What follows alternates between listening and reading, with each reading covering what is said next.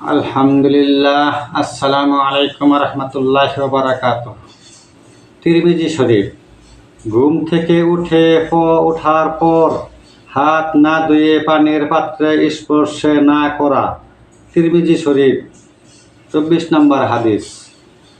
হযরত আবু হুরায়রা রাদিয়াল্লাহু তাআলা আনহু থেকে বর্ণিত, তিনি বলেন, রাসূলুল্লাহ সাল্লাল্লাহু আলাইহি ওয়াসাল্লাম ইরশাদ করেছেন, তোমাদের কেউ স্বীয় রাতে ঘুম থেকে জেগে উঠে হাতে 2 বা 3 বার পানি না ঢেলে তা কোনো পানির পাত্রে ঢুকাবে না, কারণ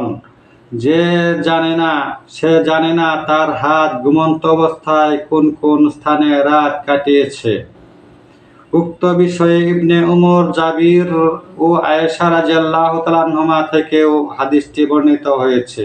ইমাম তিরমিজি রহমতুল্লাহ আলাইহি বলেন, এই হাদিসটি হাসান ও সহিহ।